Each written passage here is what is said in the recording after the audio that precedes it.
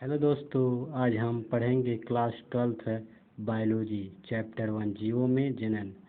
तो हमारा जो जीवों में जनन है चैप्टर 1 और हमारा ये तो पार्ट 2 वीडियो है। पार्ट 1 वीडियो मैंने आप सभी को जीवन अवधि, जनन, लैंगिक जनन, अलैंगिक जनन को बताया है। अगर आप सभी वो वीडियो नहीं देखे हैं तो उसे जाकर देख लीजिएगा। मैंने बहुत अच्छे तरीके से उन सबको बताया है। तो चलिए हम आप सभी को आज पढ़ाते हैं अलैंगिक जनन की विधियाँ। मेथड ऑफ एसेक्सुअल रिप्रोडक्शन, यानी कि अलैंगिक जनन की विधियाँ। अलैंगिक जनन की विधियाँ हैं जो आपके जो अलैंगिक जनन की विधियाँ, वो 5 विधियाँ हैं। तो हमारा पहला विधि है जो द्विविभाजन, जिसे हम कहते हैं बाइनरी फिशन। उसके बाद दूसरा है बीजाणु जनन, स्पोरुलेशन। उसके बाद तीसरा है पुनर्भवन, रीजेनरेशन। उसके बाद चौथा है खंडी भवन, फ्रेगमेंटेशन। उसके बाद चौथा है मुकुलन यानी बडिंग। तो चलिए पहला हम स्टार्ट करते हैं द्विविभाजन। द्विविभाजन में क्या कह रहा है, इसमें जीव अनुकूल परिस्थिति आने पर 2 समान भागों में बट जाते हैं। बटकर ये एक नई संतान उत्पन्न करते हैं। जो जीव हैं एक अनुकूल स्थिति आने पर ये समान भागों में बढ़ जाते हैं, यानी एक समान भाग में बढ़ जाते हैं और बढ़ कर ये एक नई संतान को उत्पन्न करते हैं। जैसे आपका अमीबा हो गया, पैरामीशिया हो गया आदि। तो ये आप उदाहरण लिख लीजिएगा। उसके बाद हमारा दूसरा है बीजाणु जनन। बीजाणु जनन में देख लेते हैं। इसमें जनक जीव के शरीर में बीजाणु उत्पन्न होता है। जो जनक जीव होता है उसमें बीजाणु उत्पन्न हो जाते हैं, जिसे हम बीजाणु जनन कहते हैं। उदाहरण में आप लिख लीजिए क्लैडोमोनास। उसके बाद हम समझ लेते हैं तीसरा। हमारा जो तीसरा है खंडी भवन। खंडी भवन कैसे कहते हैं, तो इसमें जनक जीव का शरीर कई खंडों में विभाजित होकर एक नए संतान की उत्पत्ति करता है, यानी कि अनेक भागों में बढ़ जाता है। उससे एक नए संतान की उत्पत्ति होती है। जैसे आपके उदाहरण में लीजिए स्पायरोगायरा, मार्केंसिया। ये आप 2 उदाहरण लिख लीजिएगा। उसके बाद हमारा आ जाता है चौथा नंबर जो विधि है वो पुनरुद्भवन है।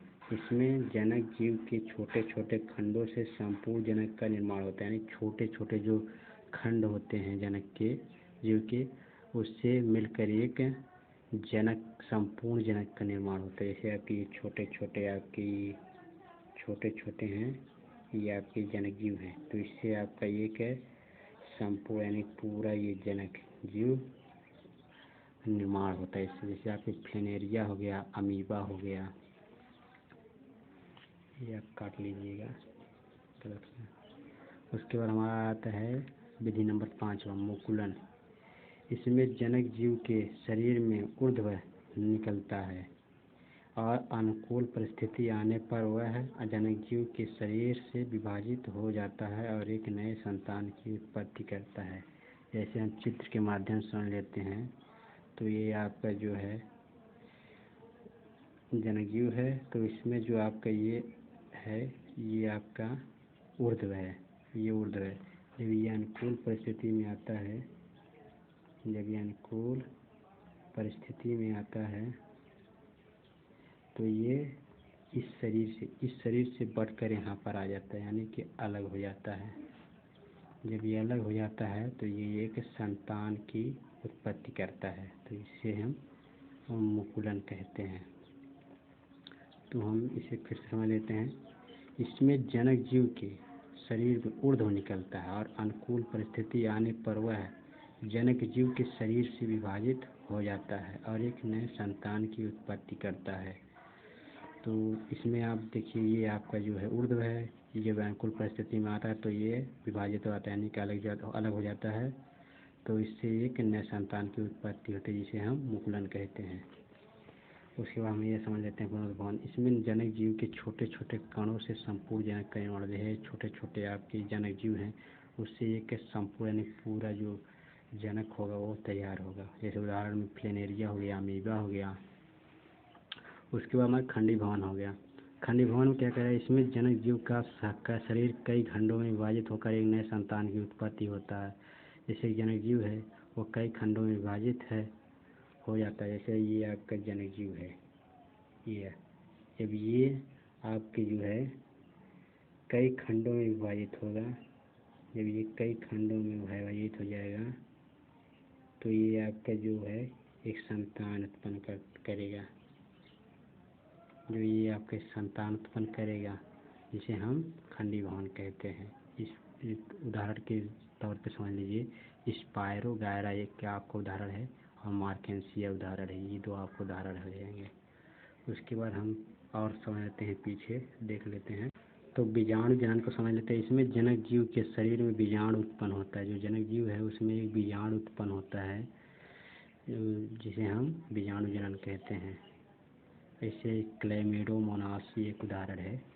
उसके बाद द्विविभाजन, इसमें जीव में अनुकूल परिस्थिति आने पर दो समान भागों में बढ़ जाता है, बढ़कर ये एक नए संतान की उत्पत्ति करता है।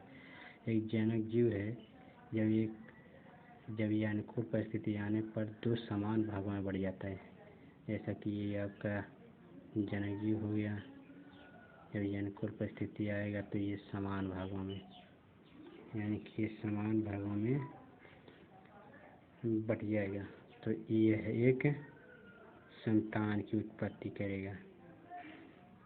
यह एक संतान की उत्पत्ति करते हैं तो इसे हम द्विविभाजन कहते हैं। दो भागों में बढ़कर एक संतान की उत्पत्ति करते हैं। जैसे यह आपका अमीबा हो गया, पैरामीशिया हो गया आदि। उसके बाद हम समझ लेते हैं कि आपका ये अलैंगिक जनन की विधियाँ होता क्या है। यह अलैंगिक जनन की विधियाँ तो हमने पांचों आपको बता दिया। जो अलैंगिक जनन है 5 विधि होते हैं इसके: द्विविभाजन, बीजाणु जनन, पुंजभवन, खंडीय भवन, मुकुलन। जिसे हम द्विविभाजन को बाइनरी फिशन कहते हैं, बीजाणु जनन स्पोरुलेशन कहते हैं, पुनरुद्भवन रीजेनरेशन कहते हैं, खंडीय भवन फ्रेगमेंटेशन कहते हैं, मुकुलन बडिंग कहते हैं।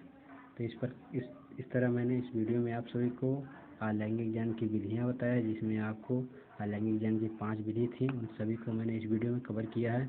ये हमारा जीवों में जनन चैप्टर 1 का पार्ट 2 वीडियो है। तो पार्ट 3 वीडियो के लिए आप सभी मेरे चैनल को सब्सक्राइब, लाइक, शेयर, कमेंट जरूर कीजिएगा और चैनल पर नए हैं तो चैनल को सब्सक्राइब कर लीजिएगा। धन्यवाद। तो मिलते हैं हम नेक्स्ट वीडियो में पार्ट 3 वीडियो के साथ।